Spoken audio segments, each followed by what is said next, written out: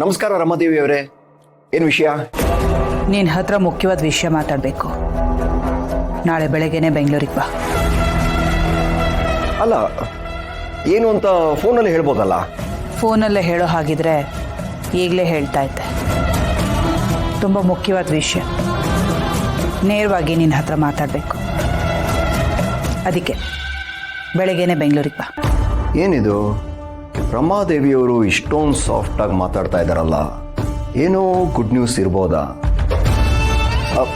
ರಮಾದೇವಿಯವರೇ, ಏನಾದರೂ good news ಇದೆಯಾ? ನಿಮ್ಮ ಮಾತು ಕೇಳ್ತಾ ಇದ್ರೆ ನನಗೆ ಹಾಗೆ ಅನಿಸ್ತಾ ಇದೆ. ಒಳ್ಳೆ ವಿಷಯನೇ, ಅದಕ್ಕೆ ನೀನನ್ನು ಬರೋದಿಕ್ಕೆ ಹೇಳ್ತಾ ಇರೋದು. ಈ ದಿನಕ್ಕೋಸ್ಕರ ನಾನು ತುಂಬ ದಿನದಿಂದ ಕಾಯ್ತಾ ಇದ್ದೆ. ಹೇಗೂ ನೀನು ಬರ್ತೀಯಲ್ಲ, ಆಗ ನಿನಗೂ ಗೊತ್ತಾಗುತ್ತೆ.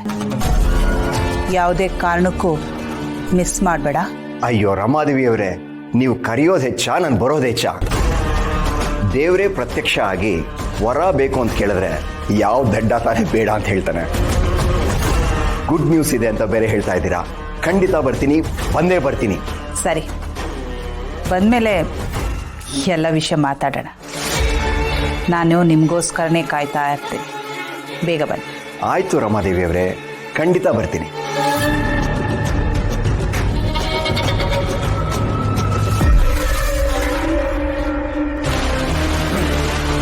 ಏನಂತೆ, ಏನೋ ಬೆಂಗಳೂರು ಬನ್ನಿ ಅಂದಂಗಿತ್ತು. ಎಸ್, ರಮಾದೇವಿಯವರು ನನ್ನ ಬೆಂಗಳೂರು ಕರಿತಾ ಇದ್ದಾರೆ. ಏನೋ ಮುಖ್ಯವಾದ ವಿಷಯ ಮಾತಾಡಬೇಕು ಅಂತ ಹೇಳ್ತಾ ಇದ್ರು. ಗುಡ್ ನ್ಯೂಸ್ ಕೂಡ ಇದೆ ಅಂತ ಹೇಳ್ತಾ ಇದ್ರು. ಒಟ್ಟಿನಲ್ಲಿ ನಮ್ಮ ಪಾಲಿಗೆ ಭಾಗ್ಯದ ಬಾಗಿಲು ತೆರೀತಾ ಇದೆ. ನಾಳೆ ನಾನು ಬೆಂಗಳೂರಿಗೆ ಹೋಗ್ತೀನಿ, ಏನು ಅಂತ ತಿಳ್ಕೊಳ್ತೀನಿ. ಓ, ರಮಾದೇವಿಯವರು ಕರೀತಾ ಇದ್ದಾರಂದ್ರೆ ಏನಿರ್ಬಹುದು? ಏನೋ ದೊಡ್ಡ ವಿಷಯನೇ ಇರಬೇಕು. ನೋಡೋಣ, ನಾಳೆ ಹೋಗ್ತಿರಲ್ಲ, ಅದೇನಂತ ಗೊತ್ತಾಗುತ್ತೆ. ನಾನಂತೂ ನಾಳೆ ಯಾವಾಗ ಬರುತ್ತೋ ಅಂತ ಕಾಯ್ತಾ ಇದ್ದೀನಿ. I am totally excited.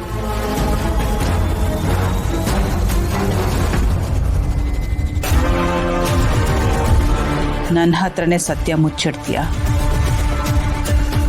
ನಾನು ನೋಡ್ತೀನಿ ಅದು ಎಷ್ಟು ದಿವಸ ನೀನು ಸತ್ಯನ ಮುಚ್ಚಿಡ್ತೀಯ ಅಂತ. ನಾಳೆ ಇಲ್ಲಿ ನಡೆಯೋದೇ ಬೇರೆ.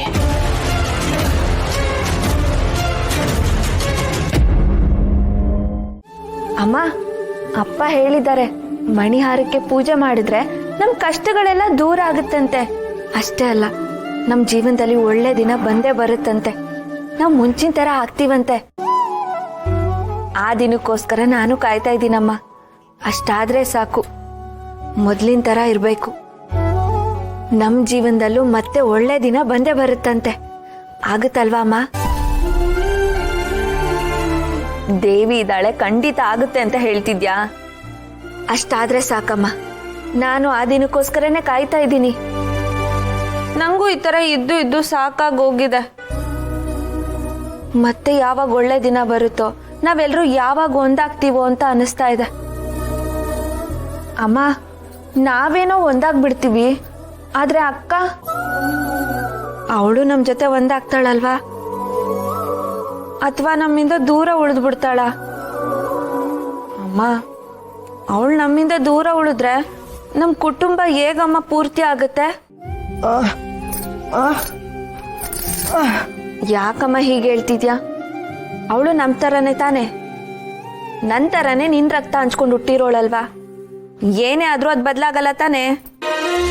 ಅವಳಿಗೆ ತಾನು ಈ ಕುಟುಂಬದಲ್ಲಿ ಹುಟ್ಟಿದೀನಿ ಅಂತ ಹೇಳ್ಕೊಳ್ಳೋದಕ್ಕೆ ಇಷ್ಟ ಇಲ್ಲದೆ ಇರ್ಬೋದು, ಆದ್ರೂ ಅವಳು ಈ ಮನೆ ಮಗಳೇ ಅಲ್ವಾ ಅಮ್ಮ? ನಮ್ ತರನೇ ಅಲ್ವಾ? ಅಕ್ಕನ್ಗೂ ಆ ಭಾವನೆ ಇರ್ಬೇಕು ಅಂತ ಹೇಳ್ತಿದ್ಯಾ? ಅಮ್ಮ, ಅಕ್ಕನ ಮನ್ಸಲ್ಲಿ ಇವತ್ತು ಆ ಭಾವನೆಗಳು ಇಲ್ಲದೆ ಇರಬಹುದು.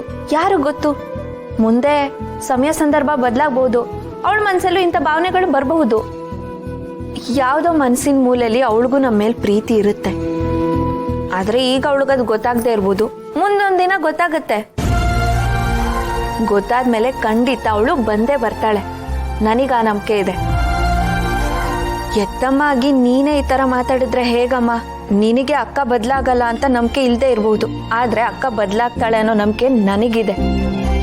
ಈಗೇನು ನಿನ್ಗೆ ಅವಳ ಮೇಲೆ ಅನುಮಾನ? ಈಗ ಯಾಕೆ? ನಾನೇ ಅವಳಿಗೆ ಫೋನ್ ಮಾಡಿ ಮಾತಾಡ್ತೀನಿ, ನೀನ್ ಕೇಳಿಸ್ಕೊ, ಅವಾಗ ನಿನ್ಗೆ ಅವಳ ಮೇಲೆ ನಂಬಿಕೆ ಬರುತ್ತೆ. ನಿಮ್ಮಿಬ್ಬರ ಮಧ್ಯೆ ಒಂದು ಸಂತೋಷ ಅನ್ನೋದಿಲ್ಲ, ಒಂದು ಖುಷಿ ವಿಷಯ ಅನ್ನೋದಿಲ್ಲ, ಬರೀ ಜಗಳ.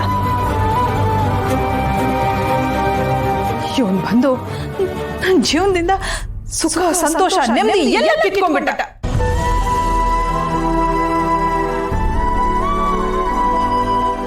ಎಲ್ಲ ಎಲ್ಲ ಆಗಿದ್ದು ಇವನಿಂದಾನೆ.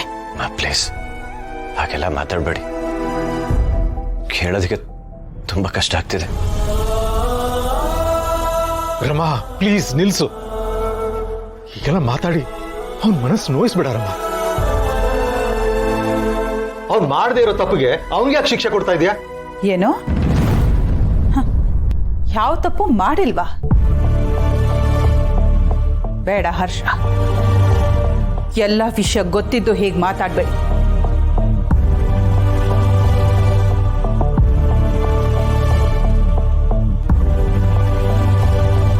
ನಿಮಗ್ ಗೊತ್ತಿಲ್ವಾ ಏನೇನಾಗಿದೆ ಅಂತ?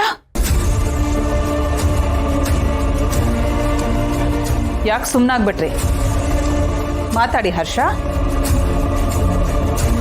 ನನಗೆ ಹೇಳಕ್ ಬರ್ತದೆ.